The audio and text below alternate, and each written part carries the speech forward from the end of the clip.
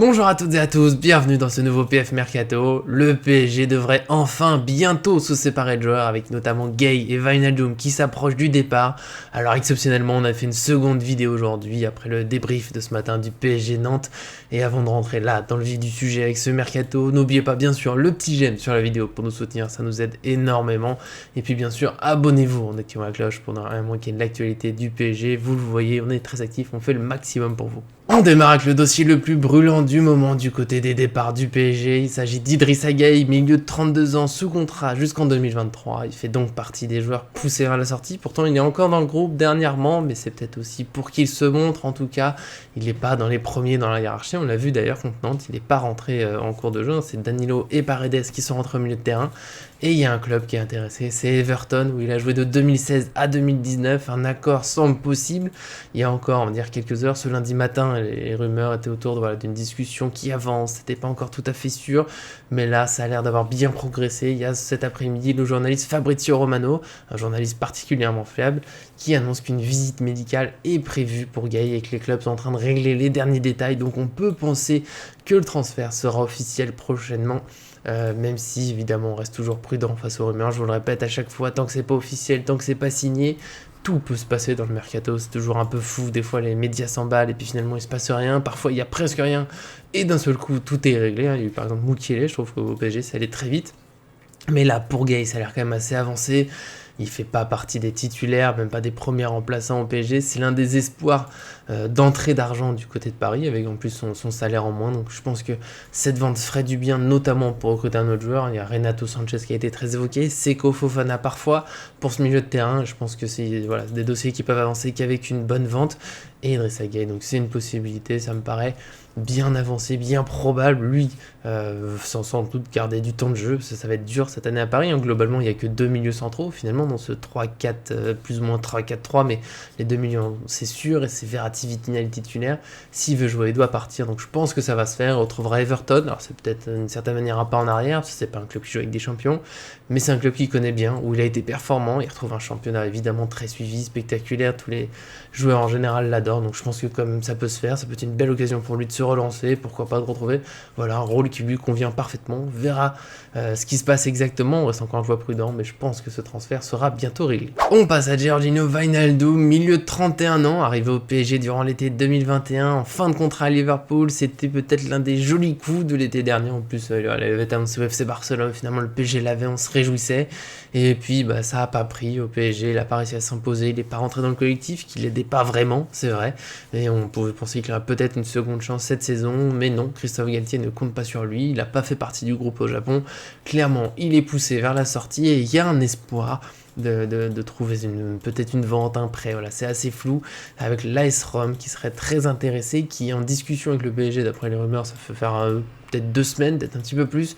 et le problème c'est que ça a l'air d'avancer, puis finalement non, peut-être oui, donc on refait un petit point, il y a plusieurs médias, surtout en Italie, qui ont évoqué un accord presque trouvé pour un prêt avec une obligation d'achat, le montant étant assez flou, 10 millions d'euros, un peu moins, un peu plus, ça semblait presque réglé, mais sauf que ça a été refroidi ce lundi, on revient en arrière, il y a le journaliste Gianluca Di Marzio qui assure que l'AS Rome lui a démenti la possible obligation d'achat dans ce prêt, donc ce serait au mieux un prêt option d'achat qui ne pourrait pas devenir obligatoire, donc c'est déjà un peu moins intéressant pour le PSG s'ils veulent une vente, et il n'y aurait toujours pas d'accord pour le salaire, ce qui serait notamment à cause du PSG qui changerait sa position en permanence. Là-dessus on va rester quand même assez prudent sur ce genre de détails, mais en tout cas pour l'instant il n'y a pas forcément un accord, surtout que le Parisien a ajouté dans le sens négatif que le Néerlandais n'est pas prêt à faire un effort sur son salaire, contrairement à ce qui était beaucoup affirmé en Italie, ce qui est un point important pour régler ce dossier, puisque le salaire est un gros problème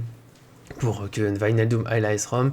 Le PSG veut pas payer une grosse partie de son salaire sur un prêt, l'AS Rome ne veut pas payer ce qui est annoncé comme environ 9-10 millions d'euros par saison, donc le grand espoir c'est qu'il fasse cet effort sur son salaire, qu'il le baisse, pour retrouver du temps de jeu en priorité, donc on espère que ça se fera quand même, parce que l'affirmation du Parisien elle est possible, mais c'est aussi qu'une rumeur, donc voilà, on reste un peu dans le flou dans ce dossier, il y a toujours l'espoir qu'un accord soit trouvé, ça sera peut-être pas prochainement, ça sera peut-être pas facile, mais bon, ça peut encore se faire, il faudrait que ça se fasse, parce que pour l'instant, c'est la seule piste évoquée pour Wijnaldum, qui n'a donc clairement plus sa place au PSG, on verra comment ça se passe, on garde espoir, on croise les doigts. Dernier dossier du jour, Thilo Kehrer, défenseur central de 25 ans du Paris Saint-Germain, sous contrat jusqu'en 2023. C'est le moment aussi pour choisir entre départ, prolongation. Et la prolongation serait une sacrée surprise maintenant qu'il a été mis de côté sur la fin de la semaine dernière à l'entraînement. Il fait maintenant partie du second groupe, le groupe qui globalement est poussé vers la sortie. Le coach Christophe Galtier préfère d'autres options, un recrutement, mais en tout cas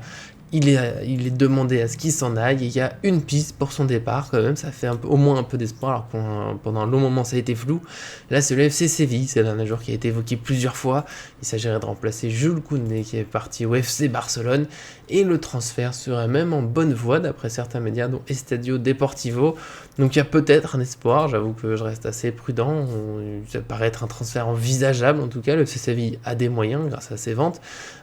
Thilo Kehrer, ça peut être une bonne recrue parce que je pense que ça reste un très bon défenseur une fois qu'il est en confiance, et au PSG il a l'air un peu bloqué, il y a des moments où ça va mieux mais il a rarement pu enchaîner quand il était bien, il a eu quelques blessures, quelques grosses erreurs, il a l'air maintenant d'avoir du mal à retrouver la sérénité, à jouer en confiance, et donc il fait quelques erreurs et puis c'est l'engrenage, on fait des erreurs donc on perd confiance. Je pense que le mieux pour lui maintenant c'est de partir, de se relancer sur autre chose, de se vider l'esprit, et le FC Séville, mais pourquoi pas, c'est une très belle équipe qui joue souvent les, on va dire,